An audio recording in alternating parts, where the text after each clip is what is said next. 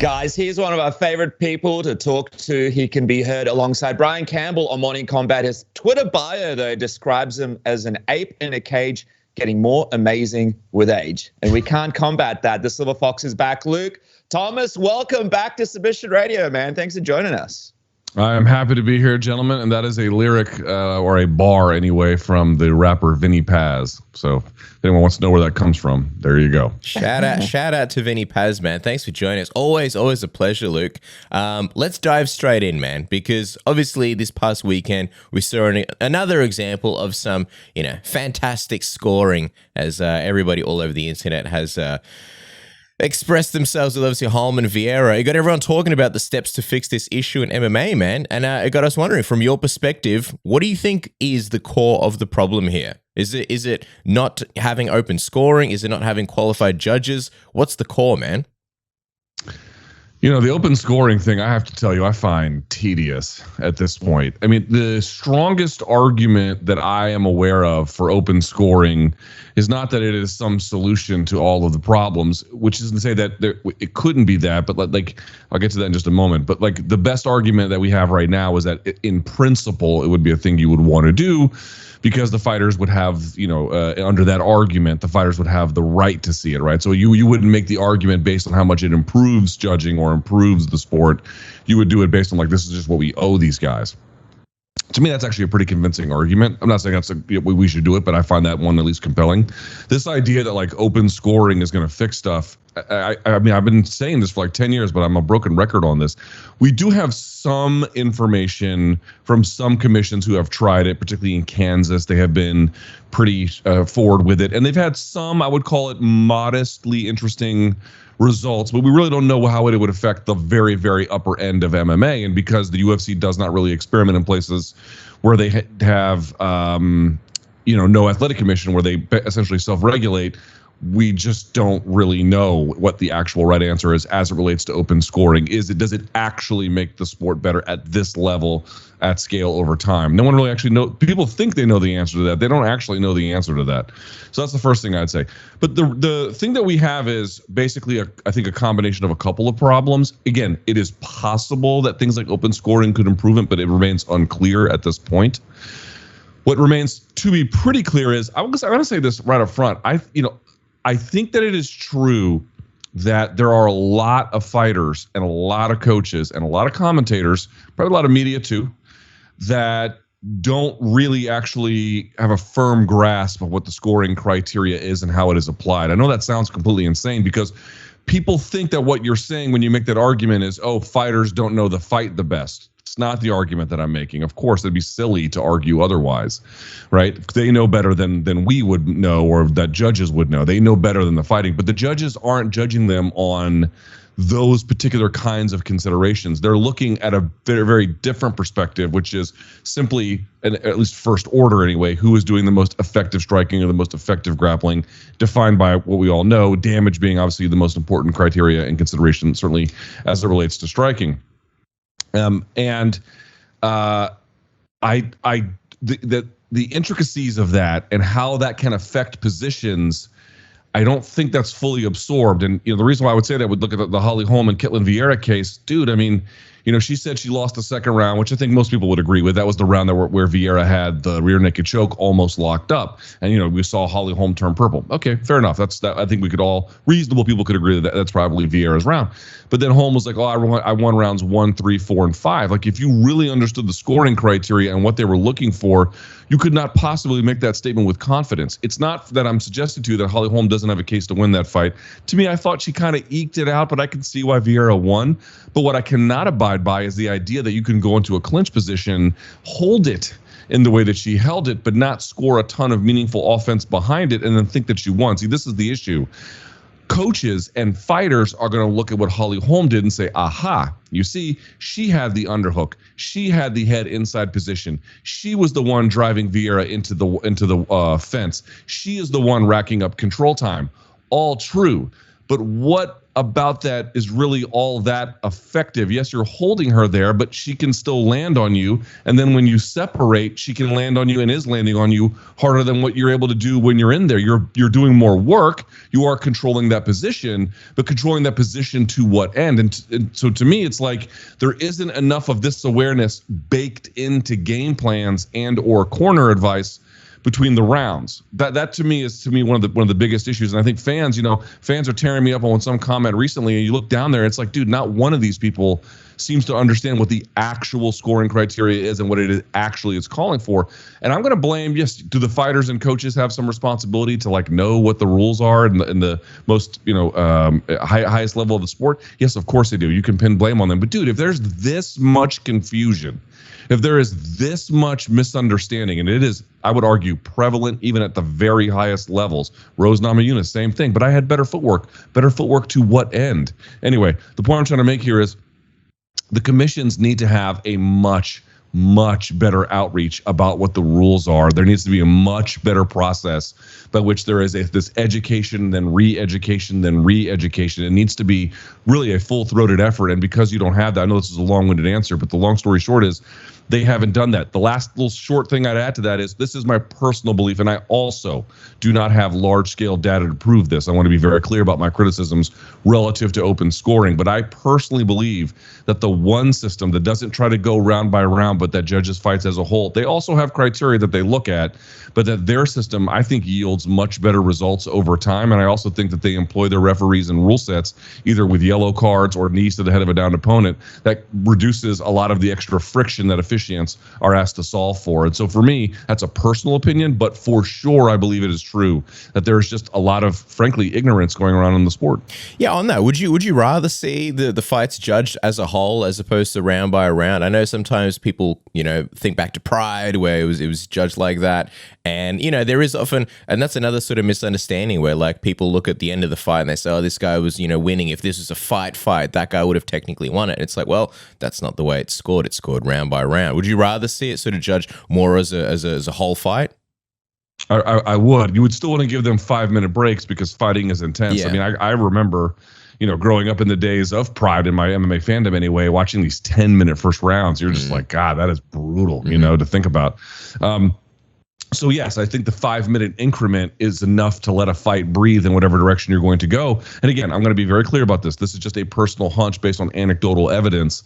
And also it should be noted, it's not like you can just change the criteria from the 10-point must system to judging as a whole, and then all of a sudden that fixes it. No, you can still get unqualified judges who don't understand one or Pride's particular system. And again, they're slightly different between them. But let's talk about the one case where they value aggression probably more than the 10-point must system. They certainly value damage and whatnot, but it's placed in slightly different ways. And to me, it's like I had a conversation with Jeff Blatnick, the UFC Hall of Famer, Olympian and medalist and UFC commentator before he passed away. And he made a point. It was a rhetorical exercise, but I was basically asking him, like, why wouldn't you want to give, like, say, 2 points for a takedown like they do in wrestling, or 5 points for a back elbow or something like that? And his argument was, he was right, which was like it would reduce what makes fighting what it is, which is complex and fluid, and there's spontaneity to it. It's this almost like living thing. You just kind of want to let it be. To me, when you try to divide it into these rounds as if they're all like, when you judge a fight, let's say 5 rounds, round by round, and each one is a new fight, but we know each one is not a new fight. We know that that's a break between them. And there's a difference between 5 first-round fights and then one continuous 25-minute push with the 1-minute increments in between, right? These result in very, very different things. They have very different looks. They have a different tax on the competitors, and that yields different kinds of outcomes and what they're able to do and not do. Nothing is erased from the first to the second round. You carry all that damage with you. And so treating this as more of a continuous thing where we're allowing for a little bit of refreshment in 5-minute increments, I think to me is just a smarter way. I mean, for example, people often have cited, what about the half-point must system? Because in fairness, 10-9 is ambiguous. It can be really close, or it can be, pretty clear, and they both get called a 10-9. You see a lot of issues with that, and I totally understand that. Here, you don't have to ascribe a numerical value at the end of it. You're able to make a much broader assessment about what impact those punches in the first round had by the end of it. You get to assess with much more evenness across things. And this like idea where you could go, oh, I want to have a 10-8-5 or a 10-9-5, that half system. We keep trying to terraform it into like we have more tools to get more precise, but in the end you just get further and further away. It seems to me, it seems like that actually doesn't solve the problem. It just creates new ones that have to be solved. So for me, again, I don't have at scale evidence to suggest that these claims are true, but personally from what I have witnessed, I actually think less is more. Still having qualified judges, still having criteria that those judges are looking for, but giving the fight the room to breathe that it needs. Yeah. And it's much stuff in the boxing as well, because boxing, you have so many different rounds. The fighters are taking basically rounds just to warm up and feel each other out. And here, most fights, you got 3 rounds, so you got to make it. Just quickly, though, my solution for it, why not just have a button, you press it, and then Sean Sheen comes on the screen. Everybody goes quiet. It's a dark. You go, hello, I'm Sean Sheen from Severe MMA. You know, we respect Daniel Cormier and Joe Rogan, but what they're saying is not actually accurate. This is not how it works. Because I think, I love that. I was just going to say, shout out to Sean Sheen. Like, for example, he is a much stronger believer in the integrity of the 10-9 must system, or not the integrity for so much, how useful, I'll say, the usefulness of the 10-point must system. But if you listen to his arguments, it's like, dude, you can't even really make a claim about how useful it is until you actually understand what it is, how it's applied, what that looks like. And then, and only then, once you have a clear baseline understanding, not what you, and this is the other part too, right, guys? Like, a lot of people don't think that they need like education around this. Like, oh, I've been in fighting all my life. I've been watching MMA for 20 years. Dude, if you've been watching MMA for 20 years and you've not had a refresher, you definitely don't know what the judges are looking for at all these days. I mean, yeah, big punch, a big kick, a big takedown or whatever, but the subtleties there matter. And so Sean Sheen has, I think, made a pretty coherent and I would say commendable case for the 10 point must system. I just personally believe that there are better ones, but the way in which he envisions it is smart. Well, let's move on to the other big issue in MMA, and of course that's lack of money, especially up the top of the card compared to other combat sports like boxing. Now, we saw Michael Chandler's comments, which John S. Nash highlighted on Twitter, about how Chandler basically said he's getting similar money to Bellator. And then he said this quote as well: people think that we should make a lot more money because the UFC makes a ton of money on their shows. Well, the UFC's been at it since 1993. Dana White has had 10,000, Luke, sleepless nights when us fighters are just showing up to practice, going to bed, laying our head on the pillow. Like, just initially, like, what did you make when you saw this quote? Would like to say I was surprised, and I guess maybe a couple of years ago I'd be surprised at something like that, but not surprised anymore. It still is momentarily shocking, but not surprised. Listen, there's not okay, so there's a few ways to look at it, right? One is the very cynical way that like Michael Chandler is looking for some kind of post fighting UFC gig or something like that. I mean, maybe that's true. I mean, who knows what people's motives are, but let's assume for a second that it's, I don't want to do that because I've actually had, a lot of interactions with Michael Chandler. I find him to be straightforward. You can agree or disagree with a lot of things he has to say, but I don't think he's being dishonest necessarily with the way he looks at the world. I think the issue for me is that, one, I don't know if this is the best explanation, but there's a lot of like, trickle down right-wing economic ideas all through MMA. There's just a lot of that going through, and I think partly that explains a lot of the worldviews that you see. But I think the more accurate explanation, at least the one that's more relevant anyway, would be if you look at the way in which they describe, not so much in this particular sentence, but this was in an interview he did on the Jeremy Piven podcast. And Michael's not, you can disagree with Michael. I disagree with him completely, but he's not stupid. He's not. Yeah, I think he has very confused ideas around this, but I'm not in any way prepared to call like, oh, this is an unintelligent person. That's not what you have here. And that should really inform folks' judgments here about like what, who we have to convince about what ideas. But what I would say is that like he and many others, like you saw this from Matt Schnell, there's a real undercurrent of borrowing the self-affirmation language they use to guide their own career, and then taking it and then pasting it on top of essentially a macroeconomic problem, which doesn't really work, right? So in other words, if you look at the way in which they talk to themselves, they have to earn everything. Nothing is handed out. I want to earn it the hard way. Give me the toughest guys. Like think about the way that an elite fighter who hasn't won a belt yet talks about the process of winning the belt. They talk about getting fighter pay in almost exactly the same kind of terms, because this is, dude, to be a prize fighter is an all-consuming thing. These guys don't have a bandwidth for a lot of other different things. That's why it's really interesting when you see some who are interested in like Izzy, interested in anime and all in dance and all these other things. Like, it's hard to be this good at such a demanding thing and have all this bandwidth for other stuff. And so they tend to take this world. Well, you see this all the time, like this, and it goes back to some of this. And I'm not here to make an expressly political argument, but you do see a lot of folks who are fighters then take that fighter or martial arts competitor ethos at a bare minimum, and then use that to address as a worldview this Horatio Alger turn towards all of the problems of the world. If we could just do all the things that we've done to better ourselves at scale across society, we could have better outcomes. But these are not really in any way realistic assessments of the problems of society, nor are these in any way meaningful solutions to them. The answer about whether or not fighters deserve more is a macroeconomic argument. Is one that is being held in a U.S. court system, and it's a debate about wage share and everything else. It's this idea about Dana White had a bunch of sleepless nights. Listen, I'll be clear about this. I've been watching Dana White. He wasn't around 1993, but since they took over the UFC, dude, it's true. Dana White has ruined his health promoting the UFC. The amount of sleepless nights, that's true, dude. I've watched this guy go I remember right after The Ultimate Fighter, week after week, city after city, country after country, time zone after time zone, show after show, constantly promoting UFC. I mean, absolutely killing himself to do it.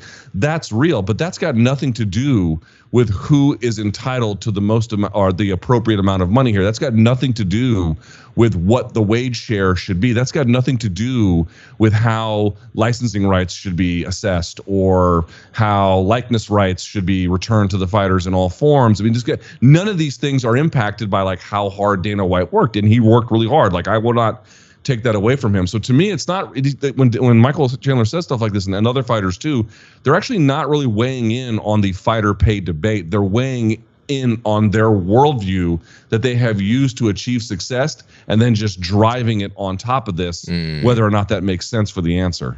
You hit the nail on the head. Yeah. But I was going to say, to me, it's a little bit ironic because I don't know what Michael Chandler was thinking when he was saying it, but I feel like there are fighters out there who go with this kind of notion because they're not getting paid enough, and that is one of their strategies to then get paid more, because then the company hopefully values them more and they get better matchups because they're not talking shit about the company or Dana White, and down the track they get rewarded for it because the contract doesn't pay them what they were hoping to get. And because they're like, well, if we're just going to go out here and say, hey, fighter pay is shit, what's going to happen if I lose a few fights in a row, and then I'm at an option where maybe the UFC is going to let me go, or blah, blah, blah, or Conor McGregor comes along and he doesn't want to fight me because I said this. You know what I mean? So you get these guys who are kind of not PR friendly, but kind of understand the power of their words and how it could impact them making more money.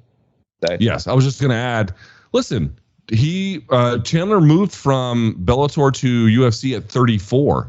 He knows that he had just a little bit of a window to make it all work. And this was, if it was going to be a time where he moved over, that was it. That was the last window, and he took it.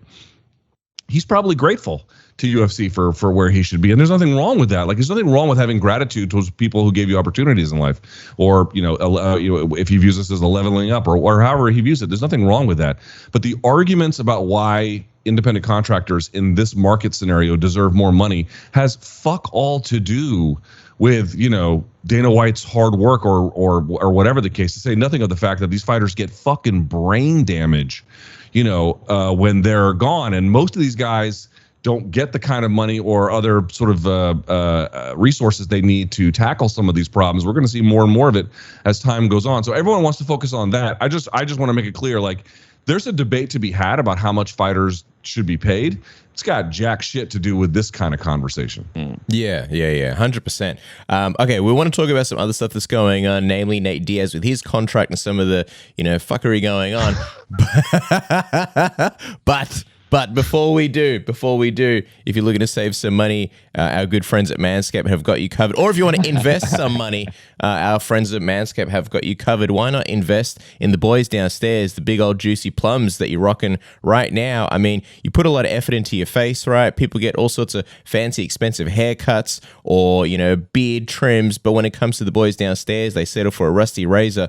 Don't do that. Use the Manscaped Lawnmower 4.0, the best grooming tool on the market with its LED light. It's waterproof. You put it on the wireless charging dock. It's got the skin-safe technology, so you don't have to worry about nicking the boys down there. And also, Father's Day is coming up around the corner. So if you want to give your dad something nice, or even if you're just racking your brain, you can't really think of anything, you can buy the Performance Package 4.0. You get the Manscaped Lawnmower 4.0 and a whole bunch of other goods to keep everything smelling nice and hygienic. They've also got the Boxers 2.0, the most comfortable underwear in the world, and they're giving away a juicy discount. Isn't that right, Dennis? That's right, man. Get 20% off and possibly improve your relationship with your father with the code word submission, and also free shipping as well. Go to manscaped.com, use the code word submission, get 20% off and free shipping today. And who knows, maybe you and your father can bond over the fact that he's going to be smelling good, feeling good, looking good, and ready to go. And of course, don't forget that Manscaped Lawnmower 4.0, perfect beard trimmer as well. So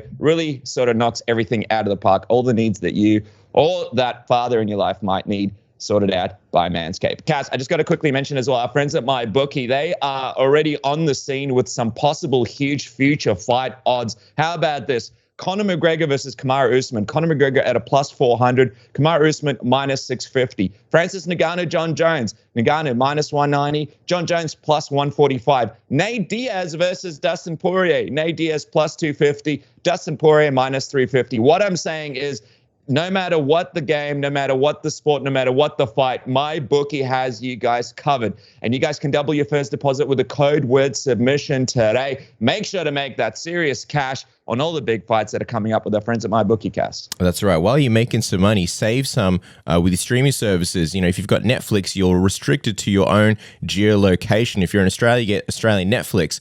But if you can change your geolocation with a VPN like NordVPN, you can watch all sorts of other Netflix, all sorts of movies, all sorts of other TV shows. You're not locked into just what your country has to offer. Also, you can browse safer. There's no buffering. There's no speed throttling. Anything you watch, you don't have to worry about anything slowing down. Plus, you're protected with NordVPN's threat protection, which they're throwing in for free. And one of the most fun things, Dennis, you mentioned a couple of weeks ago, is you can buy stuff cheaper because other countries have cheaper options. So maybe, you want to get something delivered to Australia or maybe some other streaming service. You change your location to, I don't know, the Philippines. All of a sudden, you're paying peanuts or you're getting other kinds of discounts that you wouldn't normally. Isn't that right, Dennis?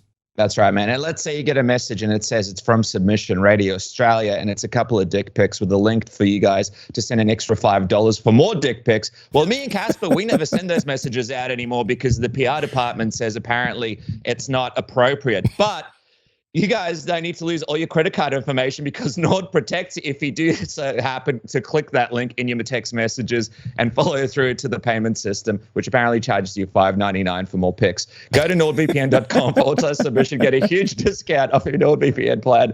Threat protection, one additional month for free. It's completely risk-free with Nord's 30-day money-back guarantee. Secure your phone, secure your future, secure your internet. No more dick pics from Submission Radio, thanks to NordVPN. Now, look, let's get back to the important discussion about Nate Diaz. Man, I mentioned those odds before with MyBookie, but in all seriousness, what is happening with Nate Diaz? This guy's been trying to get his last fight for the last 33 years. He hasn't been able to lock anything in. He keeps trying to get these guys to agree to fight him. We saw that apparently, Dustin Poirier was on the books. That didn't work out. Is this just UFC dragging this thing out in case there's a chance of a potential Conor fight? What is happening, in your opinion, with Nate? Yeah, I mean, again, to be clear, we don't know the full-on specifics of why exactly Nate doesn't have a fight locked up and Dustin doesn't have one, even though they're both available at the same time. And that fight was previously made before it all fell apart. I mean, to me, it's how are we here where Dustin is asking for a fight against Colby and Nate is, seemingly desperate on social media and then urinating on the UFC Performance Institute. I mean, it's just the this is crazy. I mean, we talk about the fighter pay, but all of this is really just a function of like what kind of control do the athletes have over their careers, and the answer is really not much. And even if you gave them more, I'm not telling everyone out there that results in necessarily a better consumer product, although you can imagine certain cases where that would be. The reason why you would want to give them more control over their career is not like complete control in every way, but certainly a better share of it would be that it's ethical to do that. I mean, listen, what is happening with the UFC and Nate Diaz, and you draw your own conclusions, but we know for a fact that the UFC in various times when having a dispute with a fighter on their very last fight, they have done things like, give them fights that are seemingly unwinnable and or burying them on the way out. A perfect example of one, this is a little bit less so now because it happens more frequently and whatnot, but under the Joe Silva regime, you had Andrei Arlovsky having to fight Jake O'Brien on his way out. Jake O'Brien was sort of a hot prospect coming up at the time. Everyone thought he was going to win, and they put this on the prelim card. So it was like, we're going to send you off with a loss, and we're going to make sure that no one sees anything that you do here. And in case they check it, it'll just be the L that comes up. Arlovsky won that fight, and then he ended up getting the Fedor fight as a consequence, and lost that one. But you get the idea, like he was able to leverage it in certain ways. This is, to me, making sure that whatever else, again, this is just a guess. I want to be very clear about that, but this is just them at the end of their contract really deciding, we're going to get what's left and usable out of you before we send you packing.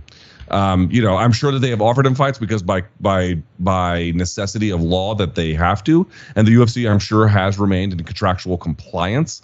But that doesn't mean that they were offering him the fights that would in any way make sense. Like they may have offered him fights that were like the Khamzat fight, which you're like, oh, that'd be a great fight.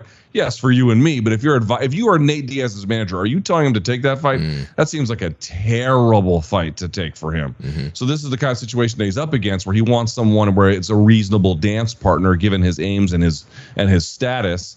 And there is this pissing contest, and because they can drag it out for this long, they simply will. They're not going to send him out like ready to really cash in on the. I mean, I think a lot of this also has to do with Jake Paul and denying him any kind of opportunity to beat because remember, beating Tyron, Tyron wasn't super well liked, and he was on this terrible run at the end.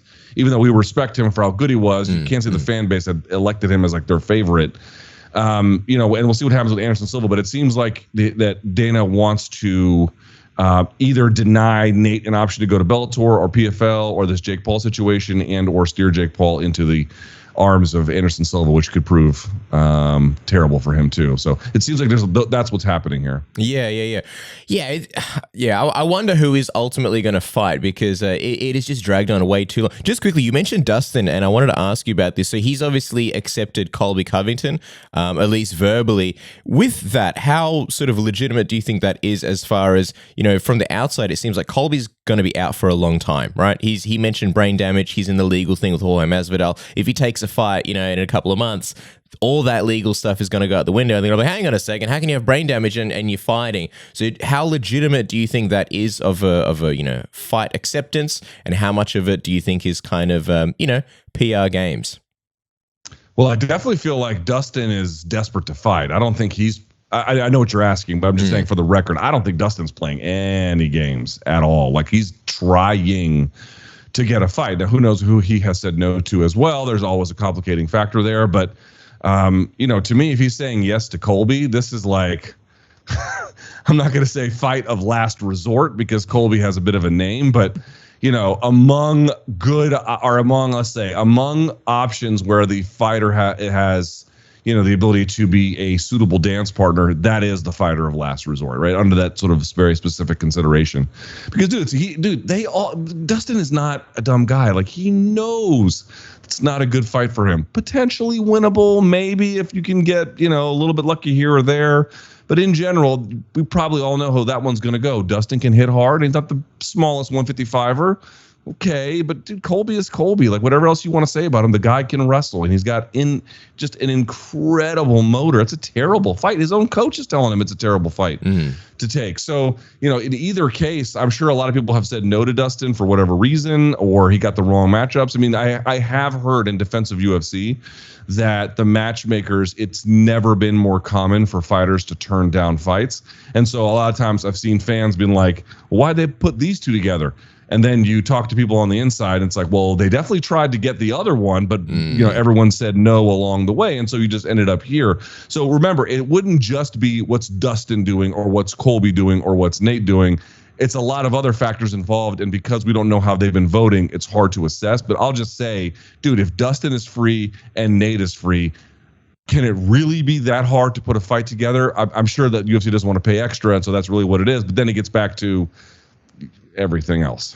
Yeah, it's insane. I mean, just on that division in welterweight, Luke, like, what do you make of Leon Edwards and what's next for him as well? Because we see Kamaru Usman's hand isn't 100% right now. Like, he was supposed to ideally fight him in July for the title. Like, it doesn't look like that's going to happen. Do you think we find ourselves in another crazy situation where he has to fight yet again before he gets this title shot? And do you think like someone like a Khamzat could find himself in that situation potentially against Leon Edwards? Well, a couple of things. I would say if he might have to fight one more, and I have heard the idea of Leon versus Khamzat bandied about for an interim title. I think that's acceptable. Dude, if Kamaru's not ready, I know that Leon has been denied forever, but I've watched so many rotations of fighters say, no, I'll wait for my title shot. Sometimes that works. Most of the time it doesn't. Something goes wrong along the line. They get injured. Another guy has a fight of his life and leaps the line. The champion retires or blah, blah, blah. Like, it just, so many things get in the way of that. You have to act when you have the opportunity. Plus, even if you want to say that interim title, what does that really mean? Well, number one, if you beat Khamzat, you ain't beating some chump. Number one, that'd arguably be his best win. Number one. Number two, if he were to defend the interim title or there would be a unification, he would get pay-per-view points for that. So it's not like he would be like, if he fought Khamzat and there was no belt on the line, I actually think that's worse personally. Not that I'm like, oh, interim titles are great, but like, if this is a better way to get guys paid under this terrible system, then why not? And especially if the champ's been out for a while or whatever the case may be, we'll have to see how that also plays a role. Like, how fast can he come back? But if they're going to make Leon, I guess the short answer would be, if they're going to make Leon do another one, it has to be for an interim title such that he can get pay-per-view points in the event that he wins. Yeah, 100%. If anyone deserves an interim belt in this situation, it's 1000% Leon Edwards. Okay, one more thing before we wrap. There's one more thing, and that's just kind of fresh because we spoke to Luke Rockhold just before, and we were gearing up to talk about UFC 277 and Paulo Costa, and Luke broke it on the show that actually it looks like that's going to be delayed now and potentially August 20th. So yet another delay in the long road of Luke Rockhold's comeback, but also, Paulo Costa, who has been looking for other opponents. He won the Marvin Vettori rematch. And, we asked Luke, like, do you think he wants to fight you? And he said, look, I think he does. But I think, given the last couple of losses, he's sort of, figuring things out, to sort of put it politely. But what do you make of this latest delay? Because you mentioned, like, fighters, turning down fights and stuff. And this isn't that. Let's just be clear. I'm not saying that Paulo's turned down the fight, but it just adds another wrinkle in the ever-growing saga of, what is going on with Paulo Costa between the last fight to his entertaining, but also at times bizarre social media. And then now yet another delay. People theorizing that he's trying to get fired so he can go fight elsewhere. What do you make of this latest delay? Do you think it happens?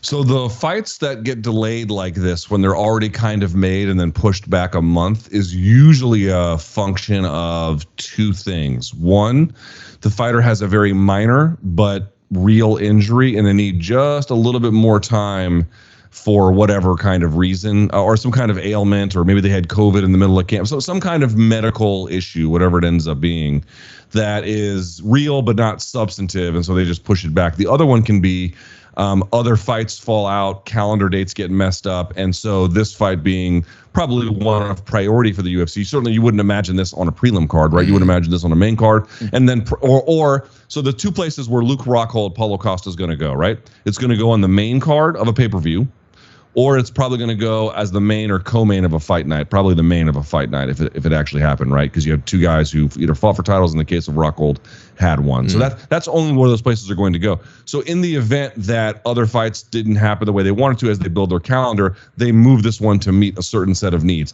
Those are those are the two biggest scenarios that end up pushing fights like a month back or 2 months back or whatever it ends up being. And so in that case, Man, I'll tell you, it's a lot of questions either way. I thought that the 205 performance of Luke Rockhold just didn't suit him really well. Initially I thought it was a great thing because he was getting around the weight cut, and then when you saw him out there, he was just I can't believe I'm saying this, but it's true. He was way too muscular.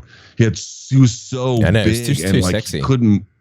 Yeah, probably too sexy. Jan didn't care about that, but the thing is, yeah, it's cool when you have you're all these muscles and whatnot, but like how functional was that against Jan Blachowicz? Yeah, not very functional at all. Didn't do him hardly any favors.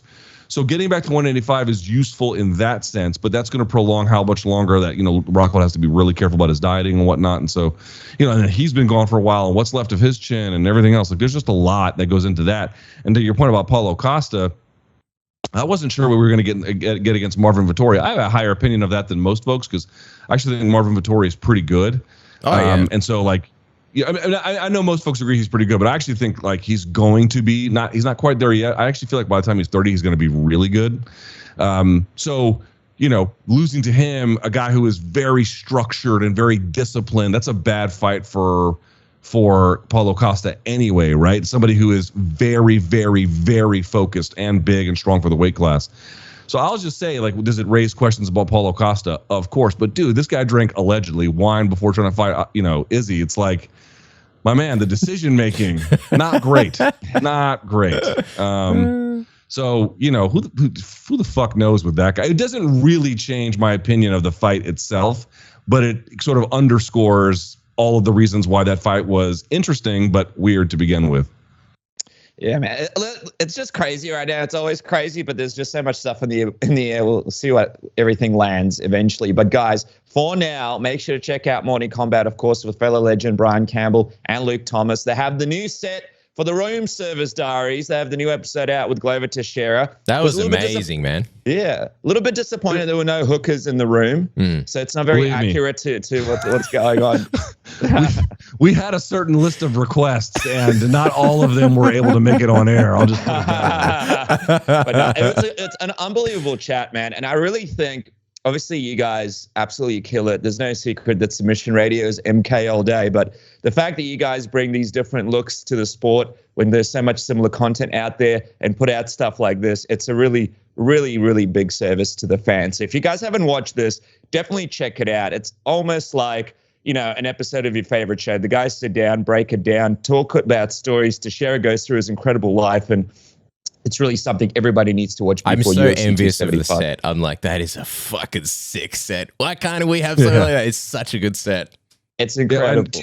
Well, I appreciate the kind words. And I would just say, to your point, like, obviously we're in different parts of the world and you guys are much more interview focused. I think for the fans who watch MMA, you can watch Submission Radio and lots of other ones too, Schmo and Ariel and the whole 9 yards. And you can watch us as well. And you get kind of something different all the way around. So yeah, that's the only hope. Like, we realize there's a lot of people who do more interviews and they do them better than us. But maybe we could do a few of them and do them a little bit differently in our own way. And maybe there'd be something of value that way too. Yeah, Submission Radio, Room Diary service coming out soon.